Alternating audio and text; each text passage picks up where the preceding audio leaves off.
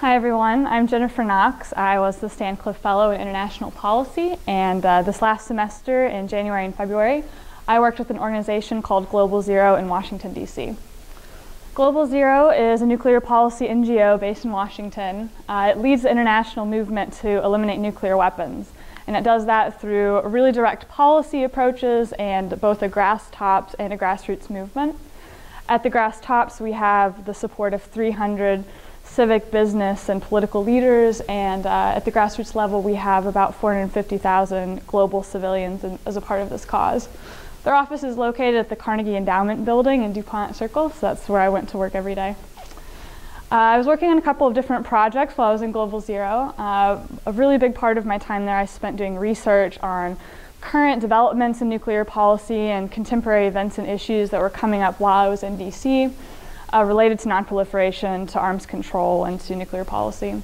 I then presented a lot of complex and very specialized information about what was going on in the nuclear policy community to Global Zero's grassroots base. So a non-expert audience picking and choosing what was important and trying to figure out how to make that an approachable subject. Another big project I was working on was a summit that Global Zero hosted at Yale at the end of my fellowship at Yale University. So I was contributing to the planning and coordination of that event. I had a lot of responsibilities. In DC, I was disseminating nuclear news and policy reports from different NGOs and other organizations like Global Zero, and then distributing that through Global Zero social media. I attended a lot of high-profile panel discussions with policymakers. A lot of exciting things were happening in DC while I was there. I got to learn a lot about the Iranian nuclear crisis. A lot of decisions were being made about defense spending when I was in DC.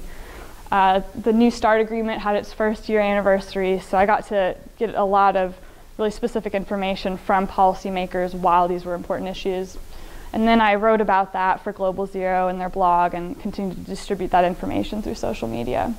At Yale, I was working largely on logistics with student travel and housing and arranging accommodations for the speakers, and then making sure the event went smoothly while the two-day summit was going on. I'm sure if anybody has any experience in event planning, you probably feel very sorry for me.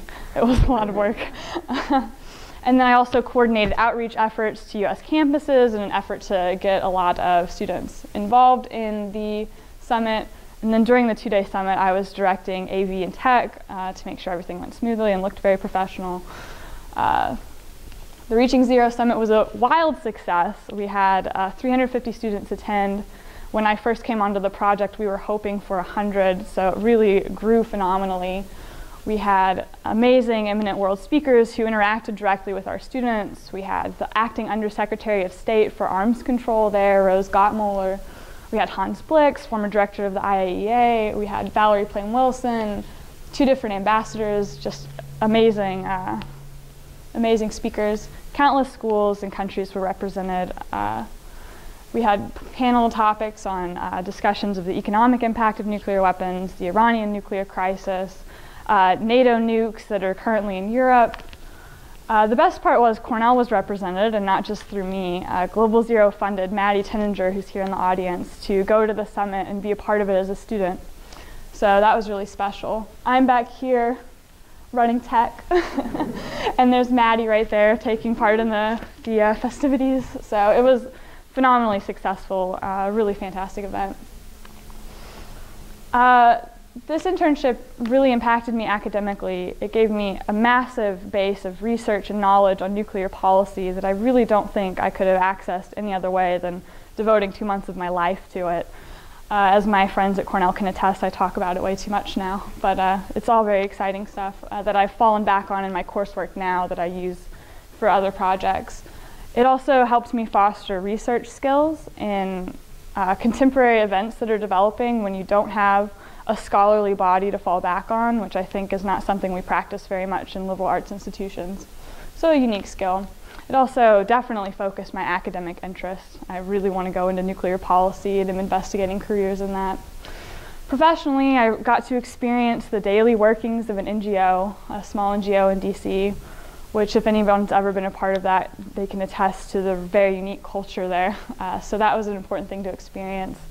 It was a very fast-paced, hectic, and improvisational work environment, so I really got a lot of experience in finding creative solutions to problems very quickly.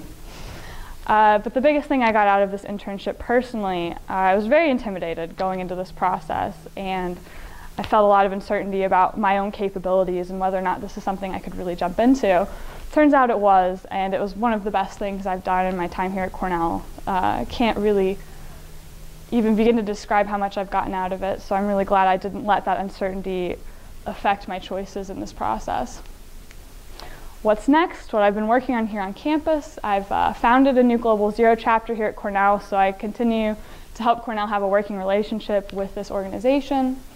Recently, I was invited to attend Global Zero Student Summit in Brussels for their European students and be a part of that process of presenting the Global Zero decree and documentary to the European Parliament.